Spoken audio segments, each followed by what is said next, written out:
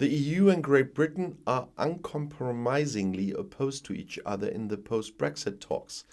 If no solution is found, a trade war threatens. And at the heart of the current conflict is the Northern Irish economy. Agriculture is one of the industries affected. Their representatives say a trade war would be a disaster for everyone involved. It is difficult to pick winners, says the head of the Farmers Association, Victor Chestnut. A trade war could break out anyway, but nobody who wages one would have an advantage. Such a conflict would be completely wrong and out of date, and the public would not approve of it. Britain is threatening to repeal the Northern Ireland Protocol. This is the part of the Brexit agreement that keeps Northern Ireland in the EU single market and the customs union. London sees this protocol as a burden on UK businesses, as the transport of goods between the Northern Irish region and the rest of Great Britain now involves considerable bureaucracy. Brussels announced that it would respond to the termination of the protocol with trade sanctions. However, some Northern Irish companies also see enormous opportunities in the new unusual situation. Canadian and American interlocutors have heard that Northern Ireland is in a unique situation because of its dual access to Great Britain and the EU, according to Seamus Leone from Logistics UK. And that is why the economy advises against dissolving the Northern Ireland Protocol and instead advocates a compromise that is sustainable for all sides. But it's hard if only one side wants one. Northern Ireland has seen decades of neglect in a 30-year civil war that ended with the Good Friday Agreement.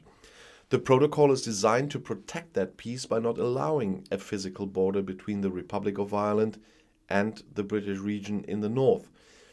But the feeling among Northern Irish Protestants is that the new commercial reality is violating their British identity. Yeah, a feeling. This has already created tension among the various population groups. Winston Irvine, a spokesman for the pro-British loyalists, said many people have taken tough measures to express their frustration with the Northern Ireland Protocol. This is not the right way because you know where it is going. If people took firearms out of their cupboards again, it could hardly lead to a positive result. In the meantime, London is demanding that the European Court of Justice, as the highest arbitrator in disputes, be removed from the protocol, which is just impossible. Impossible and unnecessary, replies Brussels. According to surveys from Northern Ireland, this is not exactly a major concern for the people there. The diplomatic tug of war continues, and the economy continues to muddle through the unknown. Representatives of the EU and the United Kingdom stressed on Friday the need to give new impetus to the talks on the controversial Northern Ireland Protocol. British Brexit Minister David Frost said in a statement following Friday's talks, "There is potential to accelerate our talks, but I'm quite sure personally he doesn't want that." Both sides have adopted a more benevolent tone in recent days. UK officials on Friday welcomed the admission of European Commission Vice President Maroš Šefčovič that the protocol governing border checks and trade between Northern Ireland and the rest of the UK had unintended consequences in Northern Ireland.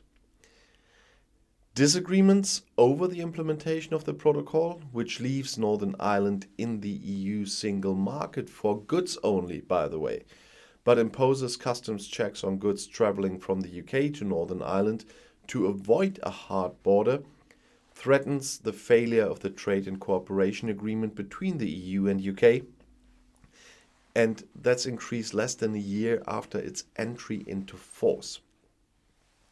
Officially, it is said that progress has been made on customs checks and medicines moving from the UK to Northern Ireland, but there are still significant gaps in most areas, and those progress was made by the EU.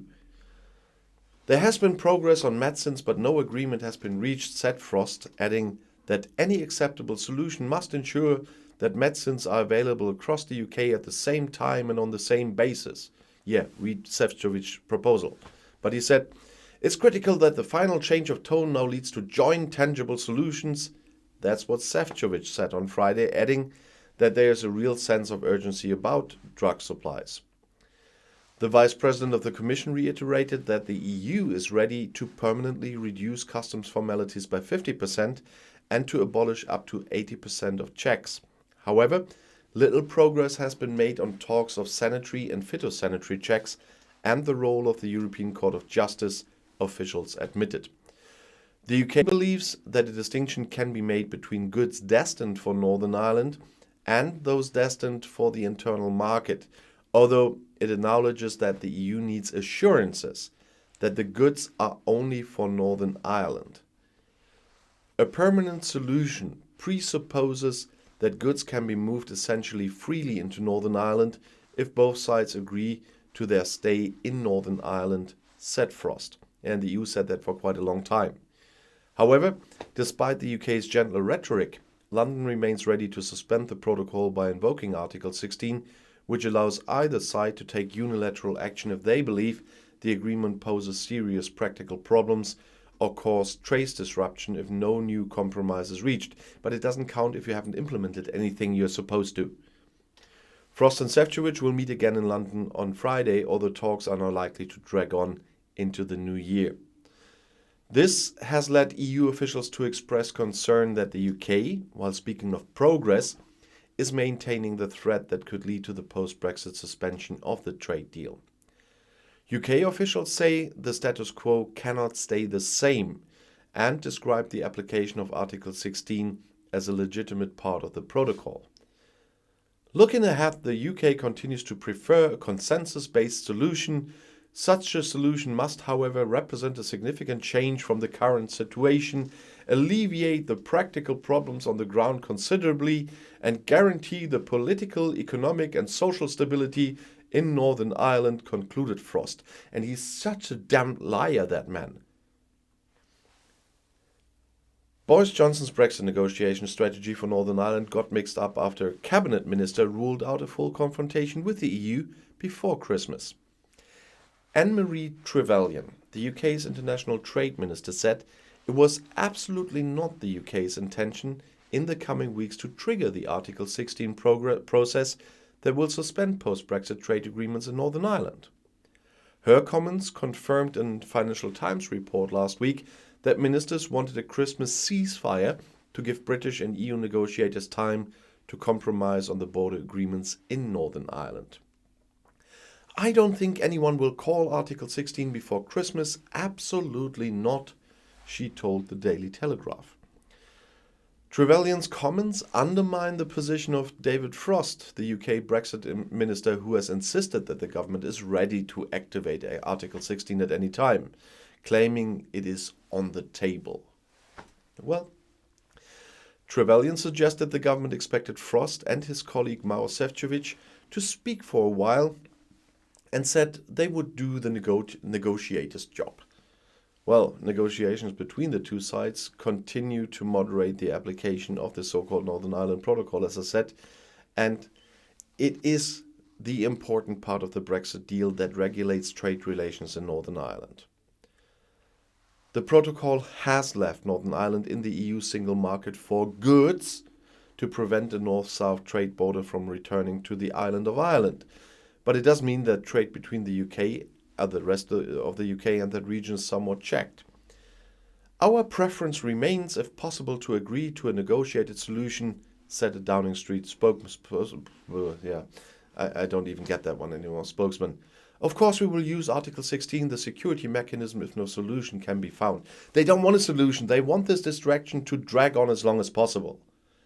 When asked directly whether the government was ready to trigger Article 16 before Christmas, the spokesman appeared to dismiss Trevelyan's words and said, "Well, I won't put a timetable on it." Separately, Richard Ballantyne, chairman of the board of the British Ports Association, said at a hearing on Parliament's Public Finance Committee that the ports are preparing well for the introduction of full checks on EU imports from next July. Ballantyne said there should be sufficient capacity in terms of physical space, but added that there were reservations as to whether there would be enough veterinarians and other officials to conduct the checks. If government officials, departments and agencies wanted to collect more than 90% of the goods for various checks, you would run into a capacity problem, he he told MPs. And Nigel Farage, former Brexit party leader, meanwhile, said he was considering a political comeback amid the ongoing migrant crisis in the English Channel, but added that his gut instinct is not. Farage is now a moderator on GB News. However, Tory MPs fear that at some point an anti-immigrant party to the right of the Conservatives may reappear to channel public frustration over the migration issue. But I also heard you can now pay Nigel Farage to get a Christmas greeting. Well, I saw the article that made it up as something very new. German kind of celebrities do that for a long time already, but I won't pay either of them. I'll see you in my next video. But before I do that, thank you to all of those who just, I don't know if you joined together or not, who are sending me Christmas beers on PayPal. Thank you for that one. You know who I mean. I'll see you in my next video. Bis gleich.